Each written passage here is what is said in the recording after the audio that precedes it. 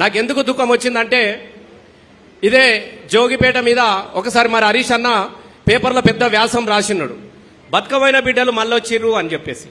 గీ బతుకు తెరువు కోసం గిదే తెలంగాణ రాష్ట్ర పోరాటం జరుగుతూ ఉన్నప్పుడు మనం ఎన్ని పాటలు పాడుకున్నాం.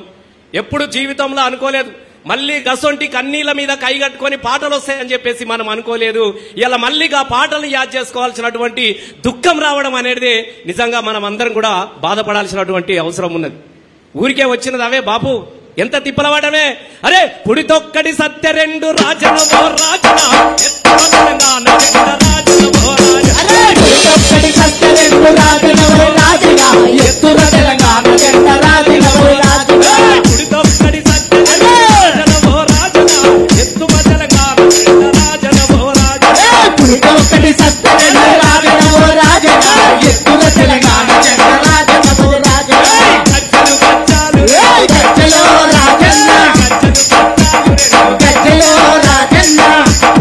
పుడితొక్కటి సత్య రెండు.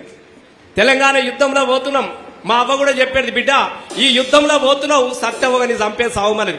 సావడానికి ఎంతమంది సిద్ధంగా ఉన్నారంటే 4 కోట్ల మంది మేమంతా అని చెప్పేసి చేతులెత్తి నినదించినటువంటి సందర్భం ఇలా మనకు గుర్తొస్తా ఉన్నది.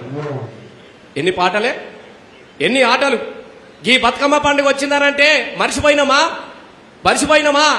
ఈడు గడిసిపాయే దినము గడిసిపాయే ఎట్లా ఉండ్రో బిడ్డలో నయల్లా ఇల్లు మరిసిపోయిరో. సద్దుల బతుకమ్మ దగ్గరికొచ్చింది సద్దుల బతుకమ్మ దగ్గరికొచ్చింది తీసుకురమ్మని చెప్పుదో చెల్లేను తోలుకరమ్మని చెప్పుదో అని కొడుకు దగ్గరికి తల్లి వెళ్ళి మాట్లాడుతున్నటువంటి దుఃఖం ఇలా కళ్ళ మళ్ళీ మెదులుతా ఉన్నది. పెద్ద కొడుకు దగ్గరికి వెళ్ళింది. బిడ్డ పెద్ద కొడుక చెల్లె కళ్ళలో కనబడుతున్నది. బిడ్డ సద్దుల బతుకమ్మ వస్తున్నది. బిడ్డ పోయిన పండుగ కూడా రాకపోయా ఈసారన్న పోయి తోలుకరారా అని చెప్పేసి పత్తి సేన్లా ఉన్న పెద్ద కొడుక జర్ర పయనమైపోరో చెల్లెను తోలుకొని రారో. నల్లగొండ సెల్లె కళ్ళల్లో ఉన్నది తోలుకొని రారో బిడ్డను తీసుకొని రారో. కొడుకు దుఃఖం కొడుకున్నది. అప్పో సప్పో చేసి పత్తి సేనులా వెడితే పురుగుల మందాయనే ఓయవ్వా పురుగు డబ్బా మిగిలేనే.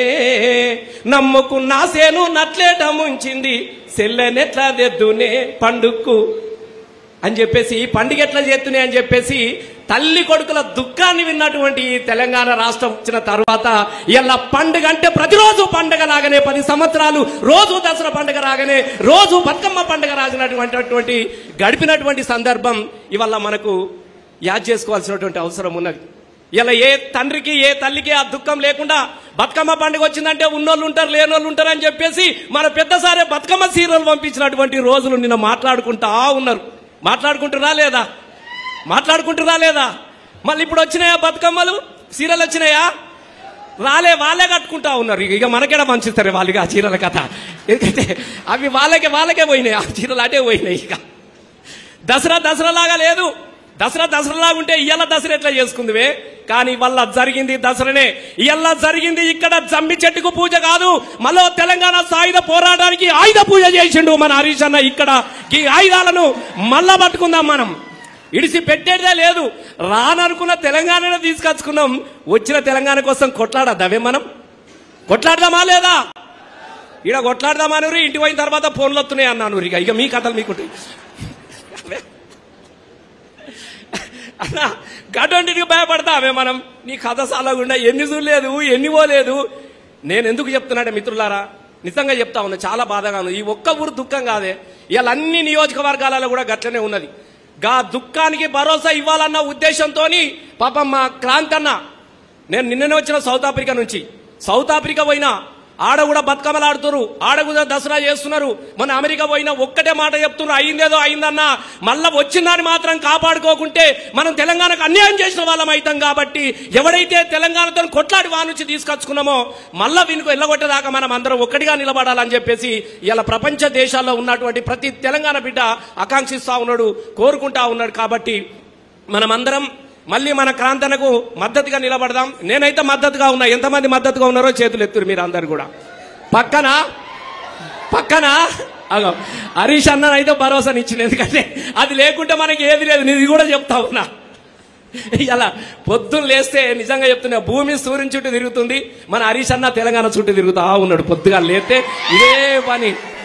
ఆపదలకు సంపదలకు నిజంగా చెప్తున్నా అన్న. నేను చాలా అన్న కోసమే ఏదో చెప్పట్లేదు, నేను వాస్తవంగా చెప్తున్నా అన్న. ఇలా గా భరోసా మనకు ఉన్నది. మనకేమో కొట్లాట కొత్త కాదు, కానీ ఏది ఆట కొత్త కాదు, పాట కొత్త కాదు, ఆటపాట కోసమో కాదు. ఇలా మనం అందరం గుండెలను కదిలించుకుంటూ ఇలా మనం అందరం ఒక్కటిగా ఉందామన్నటువంటి ఆలోచన చెందే ఇందాక మా మిత్రుడు దేశభక్తి చెప్పిండు. పెద్దలు మా మసోన్ చారన్న గారు, నాకు తెలిసి ఆయన ప్రతిపక్ష నాయకునిగా ప్రమాణ స్వీకారం చేసి మొదటి కార్యక్రమం